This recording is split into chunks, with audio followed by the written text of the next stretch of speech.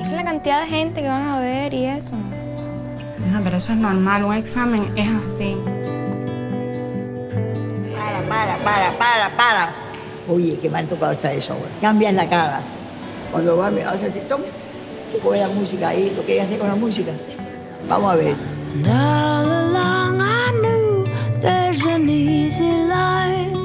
Bonjour, je m'appelle Aileen Nefer, je suis la réalisatrice d'un documentaire qui s'appelle Horizontes. Bienvenue sur clap.ch.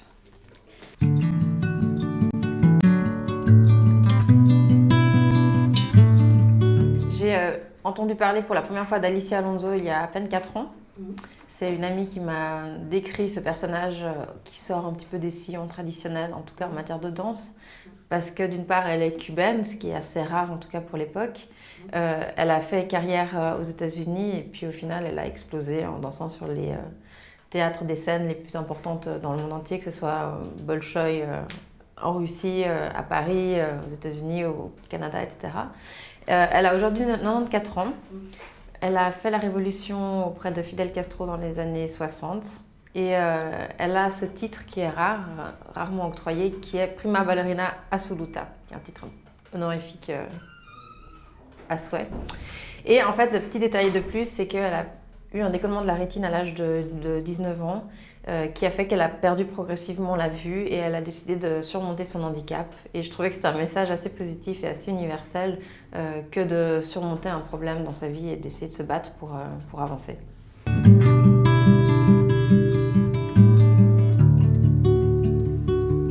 En fait, avant Viengsa, qui a 35 ans aujourd'hui, il y a eu d'autres générations de danseuses qui, elles aussi, ont eu affaire à ce plafond de verre, en fait, où elles avaient le talent ou l'envie de pouvoir déployer leurs ailes, mais elles étaient sous cette chape dirigée par Alicia Alonso, qui était d'abord danseuse jusqu'à ses 70 ans. Donc jusqu'à ses 70 ans, il faut souligner qu'Alicia Alonso gardait pour elle les rôles principaux de Gisèle, du Lac des Cygnes et autres.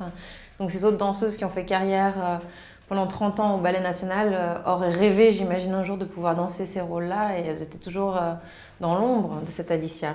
Aujourd'hui, Alicia ne danse plus, comme je l'ai dit, elle a 94 ans, mais elle a quand même ce pouvoir qui est de rester l'exemple ultra incomparable et insurmontable. Donc aucune danseuse n'arrivera jamais à être considérée comme meilleure danseuse qu'Alicia, de son vivant du moins.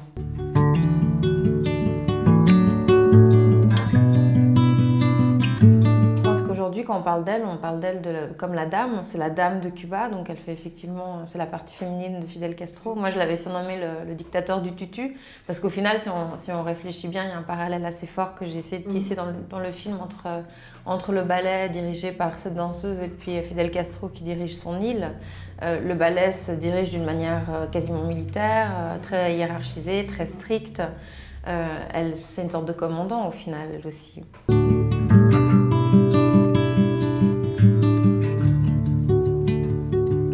C'est exactement la même chose avec Alicia Alonso, parce que la première fois que je suis allée sur place à Cuba pendant 3 semaines, j'essayais de la rencontrer. Et en fait, au lieu de ça, je voyais des affiches d'elle partout. Il y avait des extraits à la télévision qui passaient d'elle, de son époque, à l'époque où elle dansait. Il y avait il y a un musée de la danse où on voit des sculptures d'elle, on voit des tableaux d'elle, mais je la voyais jamais en vrai.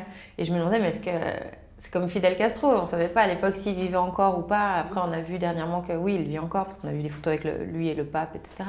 Mais pendant une période, on se demandait, on doutait d'une mort probable. Et avec Alicia, je me disais, mais c'est pareil, parce qu'en fait, elle a déjà été enterrée depuis des années et que les gens font vivre son spectre. Ouais.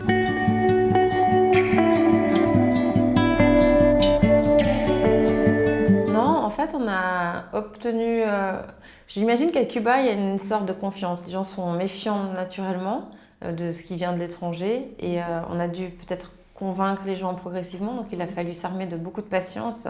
Et au final, mon but n'était pas du tout de traiter de la politique. C'était pas d'aller à l'encontre ni d'Alicia ni du ballet. Au contraire, moi, j'étais très impressionnée par cette infrastructure et par la qualité des danseurs. Donc, c'était ce que je voulais mettre en avant. Et puis, c'est comme ça qu'on a réussi à les convaincre.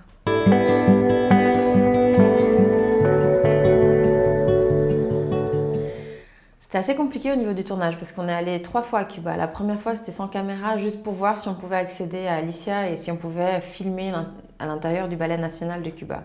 La deuxième fois, c'était dans le cadre d'une biennale. Et comme Alicia Alonso fêtait ses 91 ans à cette période-là, nous, on n'avait pas encore reçu des fonds pour faire le film, mais on s'est dit, on va pas attendre 2 ans, parce qu'à 91 ans, c'est risqué d'attendre ces 2 années suivantes, d'attendre d'avoir les fonds pour pouvoir partir faire le tournage. Donc on est parti en équipe réduite à 3 personnes, et on a filmé énormément de choses, on a emmagasiné beaucoup de matériel pendant cette biennale. Et le dernier voyage qu'on a fait, c'est de nouveau un voyage qu'on a dû accélérer. Pourquoi? Parce que 6 mois après la biennale, j'ai appris qu'Alicia avait perdu 15 kilos. Et je me suis dit, non mais alors là, maintenant elle venait de tourner, elle venait d'avoir ses 92 ans, et je me suis dit, mais si elle perd 15 kilos à 92 ans, si on attend encore 2 ans pour avoir tous les financements, on devra faire un film posthume. Elle avait perdu pas mal de poids, mais au final, ça allait mieux, sa santé s'était stabilisée.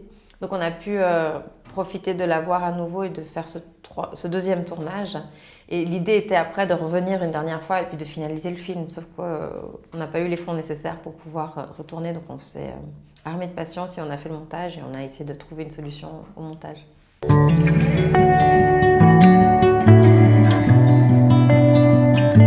Alicia, c'est quelqu'un qui a quand même 70 ans d'expérience derrière elle, donc les ballets, elle les connaît par cœur.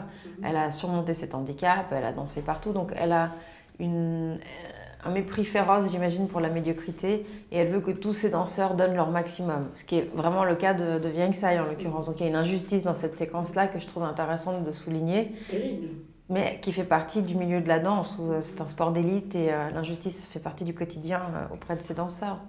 Et oui, Alicia, elle s'est vraiment battue pour imposer certaines règles au sein de son ballet, et elle est très très exigeante, elle est fatigante même auprès de ses proches, parce qu'elle veut toujours tout contrôler, elle ne laisse jamais rien. C'est pour ça que je le disais, le dictateur du tutu.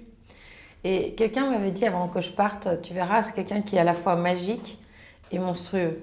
Et je trouvais que c'était une belle terminologie, une belle manière de la montrer, parce qu'au final, pour moi, c'est quelqu'un qui représente une sorte de diva d'une époque passée.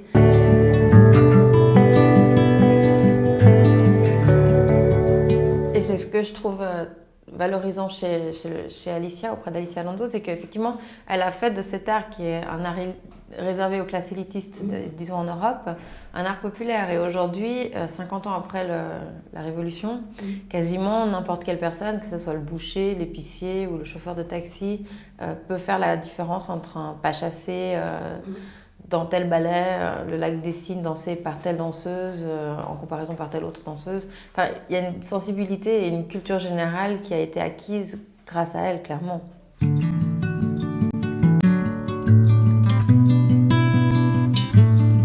J'avais discuté avec Ramona Dessa, qui est la directrice de l'école du Ballet National de la Havane, qui m'avait pointé du doigt cette petite fille en disant, d'une part, c'est une des meilleures, elle est très disciplinée, et d'autre part, ses parents, eux, viennent d'une strate vraiment basse et se battent vraiment difficilement pour pouvoir joindre les deux bouts, pour pouvoir lui acheter des chaussons, pour pouvoir lui acheter un tutu, etc. Et puis, ça serait intéressant de mettre en avant ce sacrifice.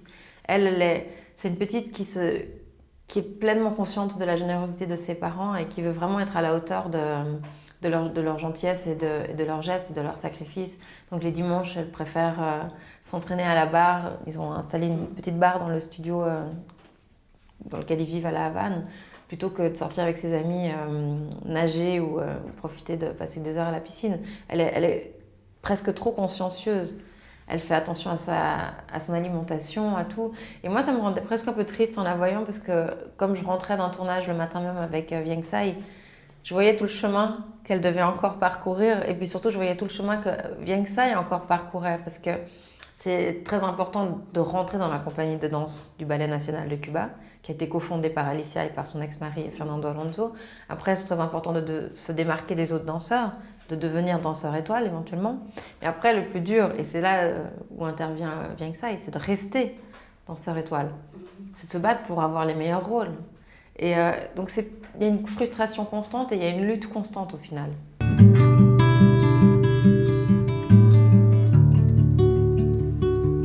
Je pense que bien que ça, elle est très reconnue à l'étranger, étonnamment. Elle arrive à faire pas mal de tournées en solo et à se faire inviter par d'autres compagnies de danse. Toujours avec l'autorisation d'Alicia Alonso, parce qu'elle ne pourrait pas sortir du pays sans qu'elle ait cet aval. Et au sein même de la population cubaine, les gens l'admirent. Enfin, c'est très intéressant, parce qu'elles sont 4 danseuses étoiles. Hein. Moi, je l'ai suivie que elle, mais il y en a 3 autres aussi. Et le peuple se partage l'une l'autre sur scène. Quand il y en a une qui monte sur scène et qui finit un spectacle, il y aura toujours une sorte d'applaudissement différent. Un baromètre comme ça assez intéressant à étudier.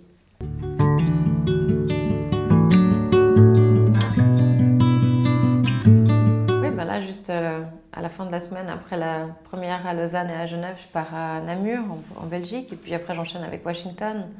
Donc en même temps, le film il est présenté à Londres, il est présenté à Haïfa en Israël, il est présenté à Moscou.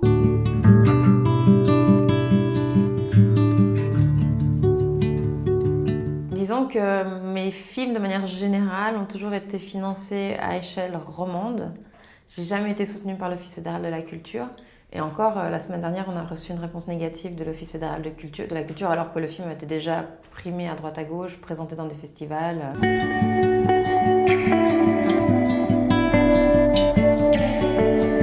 Et je termine cette semaine un court-métrage que j'ai tourné aussi à Cuba avec une autre diva, plutôt de la musique cette fois-ci, qui s'appelle Omara Portondo. C'était la chanteuse de Buena Vista Social Club. Et j'ai pu la rencontrer parce qu'on habitait dans son même immeuble, par le plus grand des hasards. Et un jour, j'ai frappé à sa porte, elle était là et je lui ai dit « Bon, ça vous dérange pas, on fait un petit film de quelques heures ?»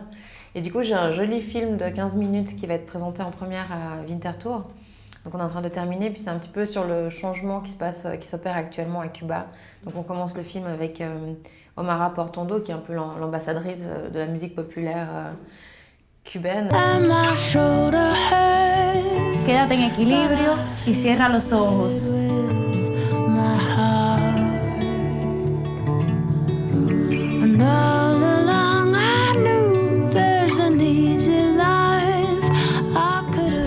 ¿Me duermo ahora que te están filmando? Pero tengo sueño.